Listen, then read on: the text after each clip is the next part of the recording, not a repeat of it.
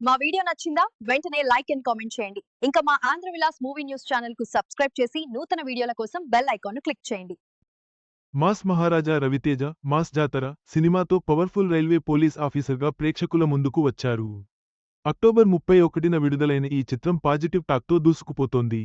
రవితేజ నటన, కథాంశం, action scenes సినిమాకు ప్రధాన ఆకర్షణగా నిలిచాయి.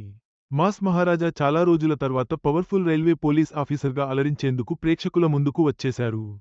నేరాలు జరగకుండా చూసుకోవడంతో పాటు జనాలు ఇబ్బంది పడకుండా చూసుకునే బాధ్యతాయుతమైన పాత్రలో కనిపించాడు. మాస్ జాతర టైటిల్తో వచ్చిన ఈ సినిమా పలు వాయిదాల తర్వాత అక్టోబర్ 31న థియేటర్స్లో విడుదలైంది. భాను భోగవరపు దర్శకత్వంలో తెరకెక్కిన ఈ చిత్రం భారీ అంచనాల మధ్య వచ్చి పాజిటివ్ టాక్ను సొంతం చేసుకుంటుంది. ఎనర్జీ లుక్, ఫైట్స్, పవర్ఫుల్ డైలాగ్స్తో ప్రేక్షకులను ఆకట్టుకుంటుంది. అక్కడక్కడ కామెడీ సీన్లు కడుపుబ్బా నవ్విస్తున్నాయి. ఇక రొటీన్ కమర్షియల్ స్టోరీ అయినప్పటికీ బాగానే మెప్పిస్తోంది. కథ విషయానికొస్తే ఆంధ్రప్రదేశ్ అల్లూరి జిల్లా అడవివరం గ్రామానికి ట్రాన్స్ఫర్ అవుతాడు రవితేజ.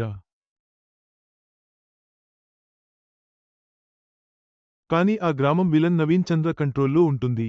అక్కడ ఆయన ఏం చెబితే అది వేదం అన్నట్లుగా జనాలు తలాడిస్తారు. గంజాయి పండించి కోల్కత్తాకు సరఫరా చేయడం చేస్తుంటాడు. అయితే రవితేజ ఆ వ్యాపారాన్ని నడిపించకుండా అడ్డుతిరుగుతాడు.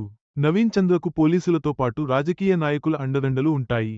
రవితేజకు మాత్రం కేవలం రైల్వే స్టేషన్ పరిధిలోనే కొందరు మాత్రమే సపోర్ట్గా ఉంటారు. అసలు రవితేజ విలన్ను ఎలా అడ్డుకుంటాడు? దగ్గర నుంచి అసలు కథ మొదలవుతుంది. Rajendra Prasad action scenes, songs, Sreeleela dance steps కొంతమేర మాస్ జాతరకు ప్లస్ అయ్యాయి. మొత్తం మీద మాస్ మహారాజా రవితేజ మాస్ జాతర సినిమాతో ప్రేక్షకులను మరోసారి అలరించారు. ఆయన mark performance, action, comedy, Sreeleela dance cinema విజయానికి దోహదపడ్డాయి.